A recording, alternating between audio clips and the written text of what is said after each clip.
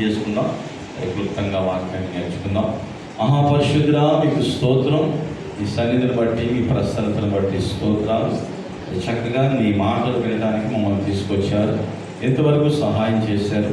పాటల ద్వారా, ఆరాధన ద్వారా, కీర్తనలు, సాక్ష్యాలు, విజ్ఞాపన, వాక్పరిచర్య ఆయన మీరు చేస్తుండగా మీరు దీవించి, ఆశీర్వదించి, గ్రహించి మేమందరం కలిసి ఆయన మీ సన్నిధిలో ఉండి నిన్ను గణపరిచే కృప, ధన్యత, భాగ్యము మాకు ప్రసాదించమని యేసు నామములో ప్రార్థిస్తున్నాము తండ్రి. ఓకే, మనం అందరం కలిసి ప్రభుని స్తుతించాలని ప్రభు కోరుకుంటున్నారు. ఒక మాట చదువుకుందాం. 1 కొరింథీ పత్రిక 6:17 చదువుతాం. 6:17 1 కొరింథీ పత్రిక 6:17 వచనం. అటువలే ప్రభుతో కలుసుకుని వారు ఆయనతో ఏకాత్మయున్నారు. హల్లెలూయా. మనం ఎవరిని కలుసుకోవాలంట? ప్రతి వారము, ప్రతి ఉదయం మరి మనం ప్రార్థించిన రీతిగా 4 నుండి 5 వరకు స్త్రీలు, 5 నుండి 6 వరకు పురుషులు, 6 నుండి 6:30 వరకు ఎవరి బిడ్డ అందరూ కలిసి ఏం చేస్తున్నాం? ఆన్లైన్లో ప్రార్థన చేస్తాం. ఈరోజైతే చాలా సంతోషం. దాదాపుగా 15 మంది పిల్లలు ప్రార్థన చేశారు కదా. నాకు చాలా సంతోషం వేసింది ఉదయకాలం. చూడండి, మనమందరము కలిసి కదా ఆయనతో ఏకాత్మై ఉన్నాము. హల్లెలూయా. మనమందరం ఒక ఊరు కాకపోయినా, ఒక ప్రాంతం కాకపోయినా ఇక్కడికి వచ్చి మనం అందరం ఏం చేస్తున్నాం? కలిసి దేవుణ్ణి ఆరాధిస్తున్నాం. మనం కలిసి ఆరాధిస్తున్నప్పుడు మనము కలిసి ఆరాధిస్తున్న సమయంలో ఆటంకంగా ఉన్న ఇబ్బందులు కూడా తొలగించుకోవడానికి మరింతగా కలిసి ఆరాధించాలని వాక్యము సెలవిస్తుంది. ఎబ్రీ పత్రిక 4వ అధ్యాయం 2వ వచనాన్ని మనం ధ్యానం చేద్దాం. ఎబ్రీ పత్రిక 4వ అధ్యాయం 2వ వచనంలో ఒక మాట మనం చూడవచ్చు. ఎబ్రీ పత్రిక 4వ అధ్యాయం 2వ వచనం. వారికి ప్రకటించబడినట్లు మనకును సువార్త ప్రకటించబడెను, కానీ వారు వినిన వారితో విశ్వాసం గలవారై కలిసి ఉండలేదు కనుక విన్న వాక్యము వారికి నిష్ప్రయోజనమాయెను. మనం విన్న వాక్యాన్ని, మనం చేసే ప్రార్థన ఎవరితో కలిసి ఉండాలంట? విశ్వాసం గలవారితో కలిసి ఉండాలి. ఇప్పుడు మన పరిస్థితి ఎలా ఉందంటే, ఎంత వాక్యం విన్నా, ఎంత ప్రార్థన చేసినా విశ్వాసం లేని వారితో మనం కలిసేమనుకోండి, మన ప్రార్థన, మనం విన్న వాక్యం ఏమైపోయిందంట? నిష్ప్రయోజనం. బూడిదలో పోసిన పన్నీరు అయిపోయింది. కనుక నీతో ఉండేవారు, నీ స్నేహితులు, నీ బంధువులు, నీ ఆత్మీయులు, నీ తోబుట్టు ఎవరైనా సరే నీకు వాక్యాన్ని నీలో పనిచేసేటట్టు నీ కొరకు ప్రార్థించే వారితో సహవాసం చేయటం, కలిసి ఉండటం మంచిది. హల్లెలూయా. అలా కాకుండా ఉంటే అవిశ్వాసంతోనో, నామకార్థ క్రైస్తవులతోనో, లేకుంటే అక్కడ ఒక అడుగు ఇక్కడ ఒక అడుగు కదా, ఇలా వేసేవాడితో మనము సహవాసం చేయటం వల్ల మన విశ్వాసము, మన ప్రార్థన జీవితము, మన విన్న వాక్యం కూడా ఏమైపోద్ది? నిష్ప్రయోజనం అయిపోద్ది. ఈ రోజున అనుకుని అంటాడు, అవిశ్వాసికి విశ్వాసికి పొత్తు ఎక్కడ? కనుక మన విశ్వాసాన్ని మనం బలపరుచుకునేటప్పుడు అవిశ్వాస మాటలు మనం వింటే మనలో ఏం కలుగుద్ది? విశ్వాసం వెళ్ళిపోయి విశ్వాసం కలుగుతుంది. కనుక వారితో మనం ఏం చేయాలి? కొంచెం జాగ్రత్తగా మెసులుకోవాలి. అర్థమైందా? గమనించండి, మరి విశ్వాసంలోకి మనం ఎదగాలి. అలాగే ఫిలిప్పీ పత్రిక 1:26 ఏం చెప్తున్నాడో చూద్దామా? పౌలు గారు ఫిలిప్పీ పత్రిక 1:26 ఒక మాట చెప్తున్నాడు.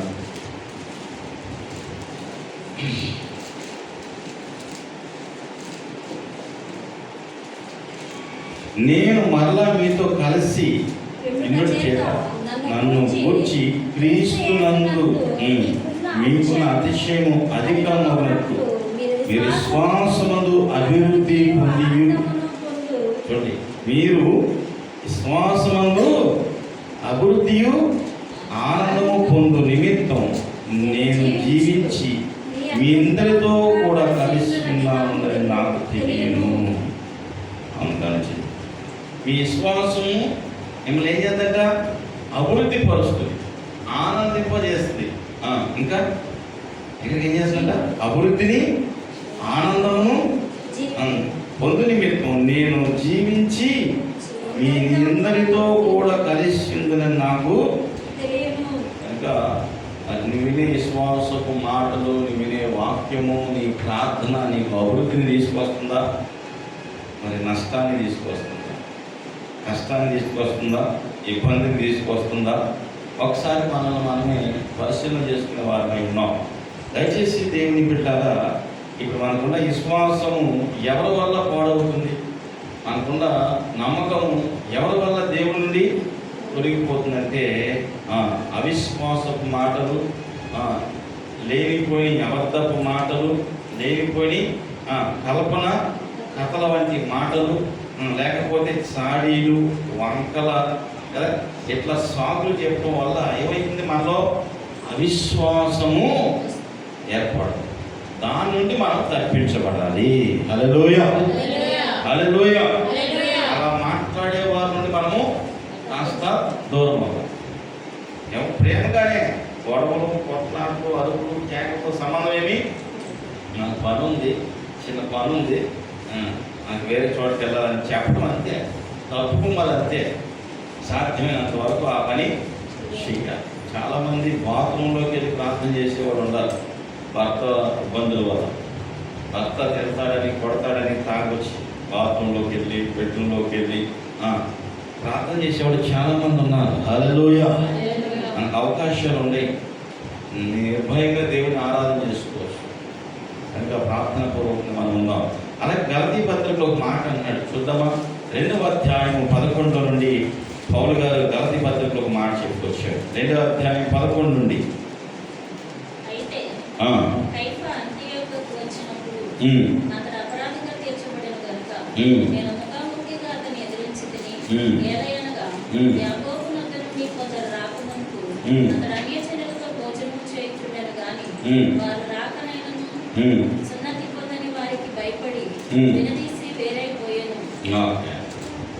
చాలా మంది రోజు మనల్ని ఏం చేస్తారు? భోజనానికి రండి అంటారు కదా. వారి ఫెస్టివల్లో మనం పిలిచేది ఏంటి? భోజనానికి రండి. ఎందుకు? మనం కూడా వాళ్ళకి క్రిస్మస్కి ఆహ్వానిస్తాం. మనం ఆహ్వానించినప్పుడు వాళ్ళకి మనం ఏమి చెయ్యము. ఏ విగ్రహం దగ్గర కానీ, ఏ బొమ్మ దగ్గర కానీ పెట్టం. ప్రార్థన చేసి అక్కడ పెడతాం, టేబుల్ మీద పెడతాం, అందరికి ప్రేమగా పెడతాం, అంతే కదా. క్రిస్మస్ ముందు కానీ, క్రిస్మస్ రోజు కానీ, క్రిస్మస్ అయినా సాయంత్రం కాదు. అది సాధ్యం అంటారా? మిమ్మల్ని ఎవరైనా భోజనానికి పిలిస్తే అది చేసేదే దానికోసం. మిగతా రోజుల్లో భోజనానికి పిలవచ్చుగా, వాళ్ళు చేసేదే దానికోసం, దాని దగ్గర పెట్టడం కోసమే. ఆ బొమ్మ దగ్గర పెట్టిన దాంతో మనం ఏం చేస్తున్నాం? ఏకీభవిస్తున్నాం.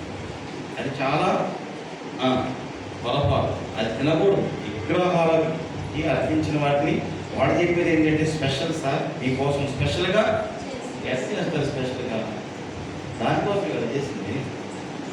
వాళ్ళు చెప్తారు మాట అంతే, చేసిందే దానికోసం. దాన్ని నువ్వు తింటున్నావు, దేవుని ఆశీర్వాదాన్ని పోగొట్టుకుంటూ పోయి సాతాను శాపాన్ని మనం తెచ్చు. అలా చేయకూడదు. నేను ఒక ఇంటికి వెళ్ళినప్పుడు ఒక వ్యాపారం ఉండి నేను కుంకుడికి వెళ్ళాలనుకున్నా. అవి గుగ్గుళ్ళు అంట, అంతలా ఉంది. గుంపుకెళ్ళేమో ఎక్కడ దొరకలేదు, నా తలపోతుందని. అమ్మ కుంకుడికాయలంటే లేదనుకుని గుగ్గిళ్ళు ఇచ్చారు, మేము మర్చిపోయాము అనుకుని నేను వండేయ్యా, ఎంతో మర్చిపోయారు. ప్రభు వైపు మనం తెప్పం పోయి, ప్రభు వైపు మనము వాళ్ళని ఆకర్షించడం పోయి వీళ్ళే వాళ్ళ అన్నలు కూడా వెళ్ళిపోతారు. దానికి ఎగ్జాంపుల్ చెప్తారు. పవన్ కళ్యాణ్ భార్య క్రిస్టియన్ కదా, ఆమె అయినా గుడికి వెళ్ళింది కదా అంటే, ఆమె క్రిస్టియన్ అని మీరు చూసారా? లెండా, గ్రేసు, ఈ పేర్లు పెట్టుకుని మీకు ఇష్టం అయిపోతుందా? అక్కడ పేర్లు పెట్టి మోసపోవాలండి. పేర్లు పెట్టుకున్న వాళ్ళందరికి ఇష్టమేమి కాదు, అది పొరపాటు. ఎందుకంటే వాళ్ళు అన్నీ చేస్తారు, వాళ్ళు రాజకీయ నాయకులు. మనం రాజకీయ నాయకులు కాదు. మన జగన్ గారు కూడా ఫార్మాలిటీస్ అన్నీ చేయాలి, ఆయన సీఎం కదా. వాళ్ళతో పోల్చుకోవాల్సిన అవసరం మనకి. నీ విశ్వాసం నువ్వు కాపాడుకోవాలి, నీ ప్రేమ నువ్వు కాపాడుకో, నీ సహవాసం నువ్వు కాపాడు. వాక్యం నీకేమిస్తుంది అది నువ్వు చూసుకోవాలి, అంతే. హల్లెలూయా. అంతేగాని వాళ్ళతో మనం కంప్లీట్ చేసుకోవాల్సిన అవసరం ఏమి మనకు వద్దు, మనకు ఆ సెక్షనే వద్దు. చూడండి, పేతురు గారు ఫోన్ చేసేస్తున్నారు, పిలిచారని. బర్నబా అన్నాడు, వచ్చారని ఏం చేశాడ? డాన్స్ చేసాడంట. అయ్యో వీళ్ళు చూసేసారే. ఇప్పుడు నేను ఎక్కడన్నా ఉన్నాను అనుకోండి, ఎవరన్నా చాలామంది నన్ను సంక్రాంతికి పిలిచేవాడు ఇక్కడ. తర్వాత గంగ జాతరకి, అన్న నువ్వు వచ్చానా రేపు బలంగా చేసేస్తాను. ఏం చేస్తాను? పోతులు కోసేస్తాను. ఎక్కడ కోస్తున్నావు? అక్కడ కోస్తాను. అటు పోయేది కానీ రేపు వచ్చే వారం మొత్తం పోయింటే మళ్ళీ ఎప్పుడు కోసేదన్న. అంటే ఏ కోసి పెడతాను మనకి? అని కోసినగా మనం పెట్టింది. అది తినొద్దని కదా బైబుల్ చెప్తుంది. విగ్రహాలు కనిపించిన వాటిని మీరు తినకూడదు. Okay, right. చూద్దాం, ఇంకొక మాట చూద్దాం. ఎందుకు రా 2వ అధ్యాయం 13 కరెక్ట్గా. తక్కిన యూదులు అతనితో కలిసి మాయవేషము వేసుకునేది కనుక బర్నబా కూడా వారి వేషధారణ చేత మోసపోయేను. ఏ వేషం వేస్తారంటే వాళ్ళు ఒట్టు, ప్లీజ్ నిజం మీకోసమే ఇదే మాయ వేషాలు వేసుకొని మాయ రోగాలు తెచ్చి పెడతాం. ఆ మాటలకు పుట్టుకుని పడిపోతున్నాం. మనకు రావు ఆ చెప్తాం. మనదంతా కట్టే కొట్టే తెచ్చా. ఎక్కువ మాట్లాడతాకి ఏమి లేదు. ఆడు మాయ మాటకో, సొల్లు మాటకో, సోదు మాటకో, ఇంకా గ్యాస్ మాటకో, పోసు మాటకో చెప్తానే వాటికి మనం ఏమైపోతాం. బర్నబా మోసపోయాడు. అక్కడ ఏమన్నా చూడండి, బర్నబా కూడా ఏమన్నా చదవడం, బర్నబా కూడా వారి వేషధారణకు మోసపోయేను. వారు సువార్త సత్యము చొప్పున క్రమంగా నడుచుకుని పోట నేను చూసినప్పుడు అందరి ఎదుట కేఫాతో నేను చెప్పాను, నీవు యూదుల వలె కాక అన్యుల వలె ప్రవర్తించుతుండగా అన్యజనులు యూదుల వలె ప్రవర్తించవాలని ఎందుకు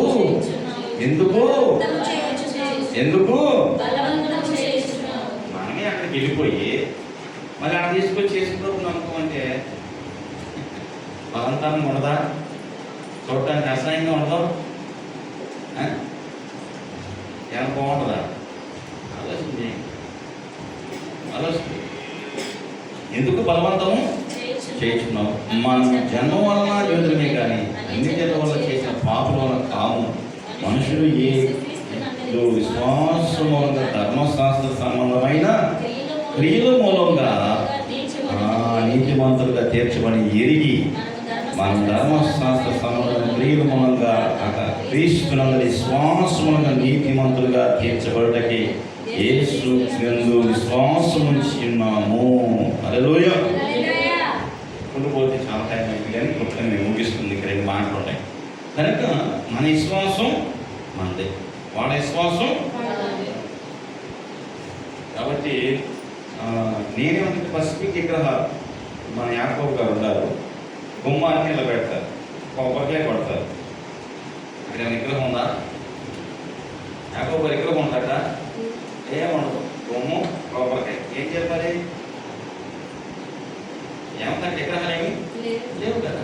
గుమ్మం నిలబెట్టారు, ఫార్మాలిటీస్ నిలబెట్టి కొబ్బరికాయ కొడతారు, తినేసి అయిపోయింది, ప్రార్థన చేసి.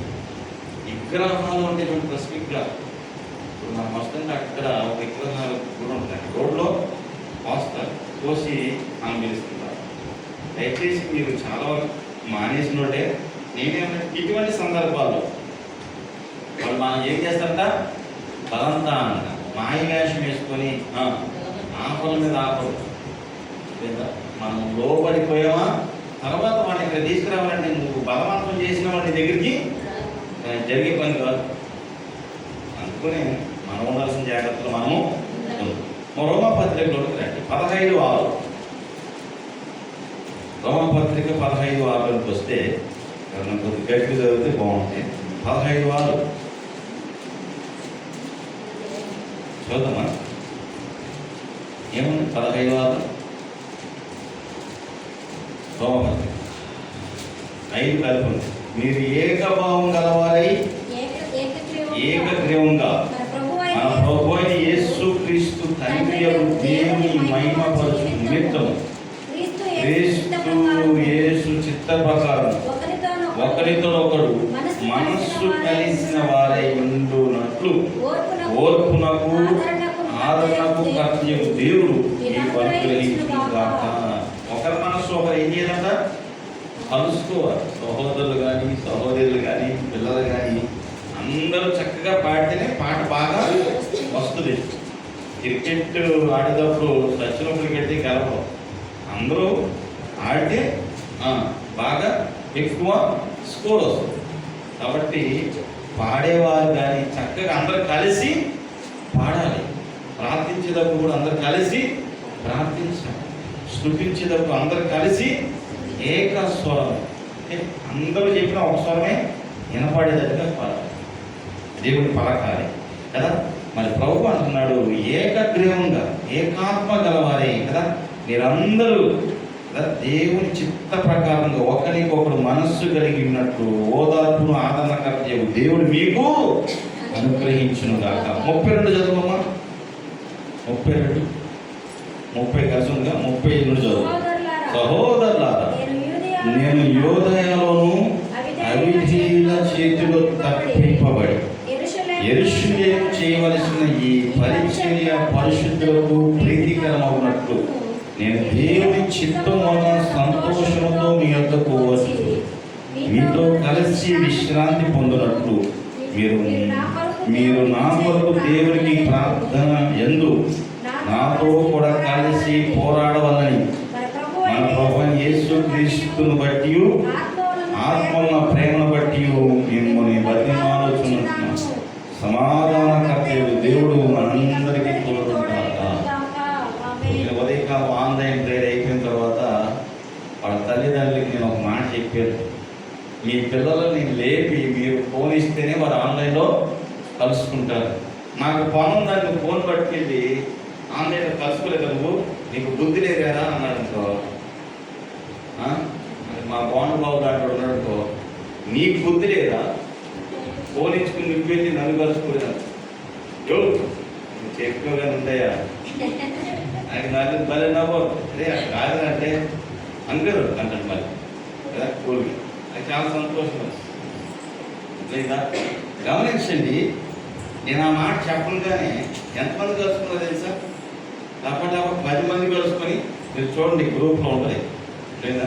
నాకు చాలా సంతోషం అనిపించింది. నాకు ఈ ఆదివారం ఆరాధన అక్కడే అనిపించేసింది. అదేనా 10 మంది కలుసుకున్నారు. ఒరే అందరూ ప్రార్థన చేశారు అదేనా. అందులో మహోన్నతులు ఒకడు ఉన్నాడు. ఆడు బాబు ఎవరి కోసం చెప్తున్నాడు విజ్ఞాపన, ఎవరి కోసం? యాకోబు గారి కోసం అనుకుంటా.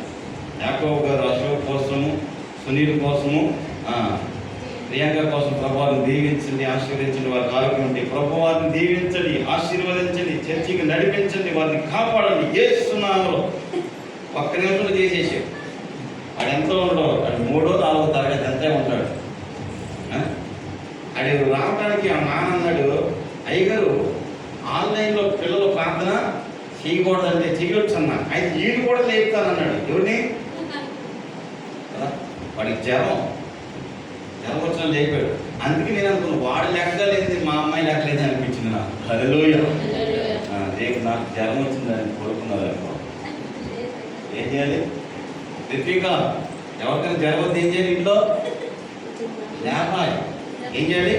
లేపాలంటే దేనికి దాంతో కొట్టు ప్రేమగా లేపాలి. అక్క, అమ్మ, అవ్వ, ప్రత్యేకంగా మీ నాన్నే, డాడీ అంటే. హల్లెలూయా. ఈ ఆన్లైన్ ప్రార్థన చాలా సంతోషంగా జరిగింది. దేవుడు పెట్టారు. అందరూ చిన్నపిల్లలు ఒక్కొక్కరు ఒక్కొక్క స్టైల్లో ప్రార్థన చేశారు. మీరు ఎంతమంది ఉన్నారు నాకైతే తెలియదు, కానీ నాకైతే ఈరోజు చాలా సంతోషం అనిపించింది. అదైనా మనమందరూ కలిసి చూడండి. పౌలు అంటున్నాడు, ఏమంటాడంట చదువుతామా? Last line ఏమంటాడంటామా? మీరు నా కొరకు దేవునికి ప్రార్థన చేయయందు నాతో కలిసి పోరాడవాలని మన ప్రభువు యేసుక్రీస్తు బట్టి ఆత్మ వలన ప్రేమను బట్టి మిమ్మల్ని బతిమాలుకొనుచున్నాను. నేను బతులాడుకున్నాను. పొద్దున తండ్రులారా మీ పిల్లలకు ఫోన్ తెచ్చి లేపండి. అర్థమైందా?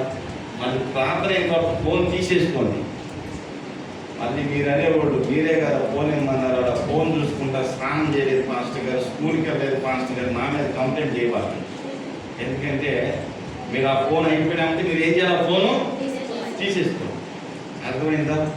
కాబట్టి మళ్ళీ ఇమ్మన్నాం కదా ఇచ్చేసాము తీసుకునేది అనబాకండి. ఇక్కడ తండ్రులకి నేను చెప్పేది లైవ్లో కూడా చాలా మంది చూడవచ్చు, మన సంఘస్థులు కూడా.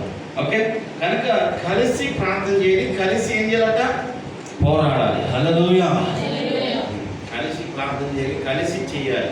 మరి ఐక్యతలో పాడు చేసేవాడు సాతాను పక్కన చూస్తానే, అయినా సరే మనం కలుసుకోవాలి. ఓకే, ఇంకొక మాట ఉంది చూద్దామా? అపోస్తలుల కార్యం 8:29 చదివి ముందుకెళ్దాం. 8:29. అప్పుడు ఆత్మ పిలుపుతో నీవు ఆ రథము దగ్గరకు పోయి దాన్ని కలుసుకోమని చెప్పాడు. పిలుపు దగ్గరకు పరిగెత్తుకొని పోయి అతడు ప్రవక్తని యెషయా గ్రంథం చదువుతుండగా విని నీవు చదువుతున్నది గ్రహించుతున్నావని అడగగా అతడు ఎవడైనా నాకు త్రోవ చూపకుంటే ఎలాగూ గ్రహింపగలని చెప్పి రథమెక్కి తనతో కూడా కూర్చున్నామని పిలుపును వేడుకొనెను. గమనించారా? పిలుపు గారు వెళ్తా ఉన్నాడు, దేవుని సేవకుడు రథం మీద నపుంసకుడు వెళ్తా ఉన్నాడు. తన రాజ్యానికి ఎత్తున్నప్పుడు దేవుడు చెప్పాడు రథం దగ్గరికి పరిగెత్తాడు. ఈయన రథంతో పాటు పరిగెత్తి అడిగాడు నపుంసకుడిని, కందాకే మంచిని అడిగితే నువ్వు చదివేది నీకు తెలుసా అని అడిగాడు. అది ఎవడు చెప్పకపోతే నాకు ఎడ తెలుస్తుంది అందులో ఏముందో. వీళ్ళు స్కూల్కి వెళ్ళారు. స్కూల్కి వెళ్ళిన తర్వాత వీళ్ళకి అమ్మ తీసేసావు అదే ఇటను. స్కూల్కి వెళ్ళిన తర్వాత సార్ ఏమడుగుతాడు? నేను ఇచ్చిన లెసన్ చదివామంటారు అనరా? అంతే, నోటితో మాత్రం సమాధానం చెప్పం మేము. అంతే. మళ్ళీ అమ్మా ఇచ్చామా పెద్దమ్మ అంటామా? అమ్మా అంటాం అంటాం. గట్టిగా చెప్పండి. అంటాం. నోరు తెరితే సౌండ్ రాదు. అదే నాకు అర్థం కాదు. ఇంట్లో మాత్రం ఇంట్లో మీద మాత్రం ఎంత నోరు వస్తాయి బాగుంది కాక నోరు. బయటికి వెళ్ళి మాత్రం యేసు ప్రభు కూడా కాదు అంటాం కదా. భయపడి మాట్లాడండి. ఇంట్లో పుల్లాగా ఈదులో పిల్లిలాగా ఉండబాకు. అట్లని గొడవ పెట్టుకోబాకు భయపడుతుంది. సారీ మాస్టర్ గారు చెప్పిన ఎవరు పడితే వాళ్ళ మీద పడబాకు. సందర్భాన్ని బట్టి సమయాన్ని బట్టి. అదేందా పౌలు గారు ఈ మాట రాస్తున్నాడు. ఏమంటున్నాడంటే చదువు 9:8-29 అంటున్నాడు కదా. ఆత్మ ఆయన ఏం చేసిందట? అప్పుడు ఆత్మ పిలుపును నీవు రథం దగ్గరకు పోయామనగానే రథానికి పరిగెత్తుకొని పోయాడు. పోయి ఏం చెప్పాడంట? యేసుక్రీస్తు నామములో సువార్తను ప్రకటించాడు. 35 అందుకు పిలుపు నోరు తెరిచి ఆ లేఖనములను అనుసరించి అతనికి యేసుక్రీస్తు సువార్త ప్రకటించింది. వారు త్రోవలో వెళ్ళుచుండగా నీళ్ళు ఒక చోట ఉండేను. చోట నీళ్ళున్న చోటకి వచ్చినప్పుడు నపుంసకుడు, ఎవరంటైనా నపుంసకుడు అంటే ట్రైన్లో తిరుగుతారు కదా వాళ్ళే నపుంసకుడు. నపుంసకుడు ఇదిగో నీళ్ళు నాకు బాప్తిస్మం ఆటంకం నేను అడిగాను. రథము నిలుపుమని ఆజ్ఞాపించును. పిలుపు నీవు పూర్ణ హృదయంతో విశ్వసించినట్లా పొందవచ్చునని చెప్పి అతడు యేసు క్రీస్తు దేవుని కుమారుని విశ్వసిస్తున్నాను ఉత్తరమిచ్చింది. పిలుపు నపుంసకుడు ఇద్దరు నీళ్ళలోకి దిగిరి. అంతటా పిలుపు అతనికి బాప్తిస్మం ఇచ్చెను. వారు నీళ్ళలోని వెలుపలికి వచ్చినప్పుడు ప్రభు ఆత్మ పిలుపును కొనిపోబడి నపుంసకుడు సంతోషిస్తూ తన త్రోవన వెళ్ళిపోయాను. ఇది ఇప్పుడు బాప్తిస్మం ఇవ్వాలంటే 3 వారాలు 3 నెలలు 6 నెలలు సంవత్సరం గదిలో పెట్టి తాళవేసి పాప ఒప్పుకొని ఏంటి బైబిల్ ఏం సెలవిస్తుందంటే నేను వేసుకో నమ్ముకున్నట్టు ఇచ్చేమే దేవుడు చూసుకుంటుంది అంతే. హల్లెలూయా. నా తెలిసినోడు కొంతమంది గదిలో పెట్టాలని అంత ఒప్పుకోలేదు. 3 రోజులు బయట రాకూడదు. సత్యం ఉన్నాడు ఏముంది గదిలో నేనన్నా ఎవరు నేర్పించాడు? ఎవరు నేర్పుతుంది బైబిల్లో? బైబిల్లో ఈరోజు క్రైస్తవులు ఉన్నకంటే బైబిల్లో లేనివి చేసేవాళ్ళే ఎక్కువ. అందుకని అన్ని జీవులు అందరూ మన ఇష్టం వచ్చినట్టు మాట్లాడేది, మన వాక్యాలు చూపించలేకుండా పోయేది. ఓకే, చివరి మాట చెప్పి నేను ముగిస్తాను. చూడండి, చివరి వాక్యం చదువుకొని ప్రార్థన చేసుకుందామా? 11:26 చదివి ప్రార్థన చేద్దాం. అపోస్తుల కార్యం 11:26. వారు కలిసి ఒక సంవత్సరమంతయు సంఘంలో ఉండి బహుజనులకు వాక్యమును బోధించిరి. మొట్టమొదట అంతియోక్యలో శిష్యులు క్రైస్తవులు. వాళ్ళందరూ ఏం చేయాలంట? కలిసి ఏం చేయాలంట? అందరూ కలిసి ఒక సంవత్సరం అంతా సంఘంలో ఉండి బహుజనులకు వాక్యము. వారము 3 గంటలైతే మన ప్రాణం మీదకి వచ్చారు కదా. నీరసం, నిద్ర, ఆయాసం, దుఃఖం చెప్పలేని బయట తనుకొని వచ్చేస్తాయి. అడగాల్సింది కాకూడదు కదా. కానీ ఆనాడు సంఘం పెరగడానికి కారణం ఏంటంటే వాళ్ళందరూ కలిసి ఒక సంవత్సరం ఏంటంటే ఉండి బహుజనులకు వాక్యాన్ని బోధించి. నేను అదే చెప్పాను, వాక్యాన్ని ఏం చేయాలంట? బోధించి. ఈరోజు నేను కీర్తన చదవమనగా మీరు చదివేసి ఆమె కూర్చోబాక. ఒకవేళ మీకు నచ్చిన వాక్యంలో ఒక 2 మాటలు షేర్ చేయండి. ఎవరైనా బాధలేదు, 2 మాటలు ఏం చేయాలి? షేర్ చేస్తే మీతో మాట్లాడిన దేవుడు వాళ్ళతో కూడా ఒక్క వాక్యమే మాట్లాడు. కనుక దేవుడు పెట్టారా, ఇవన్నీ చేయాలంటే మనం ఏం చేయాలి? కలిసి ప్రార్థన. ఫస్ట్ మనం చేయాల్సింది ఇప్పుడు 3వ సీజన్ కదా. ఎన్నో సీజన్ ఇది? 3వ సీజన్. దీనికి మూలం మా బాబు గారు శ్రమదినాలకు పెట్టింది కదా. ఏమైంది? సీజన్ 1, 2, 3లోకి వెళ్ళింది. 4లో కూడా వస్తారు రేపు. హల్లెలూయా. 4 ఎవరో ఎందుకు కూర్చోమంటే కుర్చీలో కూర్చుందే రిత్విక. 4 వాడు ప్రార్థన చేసి దేవుడు ఇంకా త్వరగా చిన్నపిల్లలు నా యొద్దకు అట్టి వారిది పరలోక. కాబట్టి వాళ్ళ కోసం వాడు ప్రార్థన చేస్తే, వాడు వాక్యం చెప్తే వాళ్ళతో కూడా దేవుడు ఏం చేస్తాట? మాట్లాడతాడు. మాట్లాడేదా బైబిల్లో? మాట్లాడా?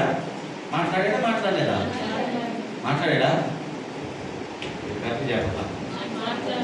ఒక మాట చెప్పి ముగించేస్తాను. చూడండి, మీరు డౌట్గా చెప్తున్నారు. 1 సమూయేలు గ్రంథం 2వ అధ్యాయం. 1 సమూయేలు గ్రంథం. అంత చిన్నపిల్లడు ప్రార్థన చేస్తాడా?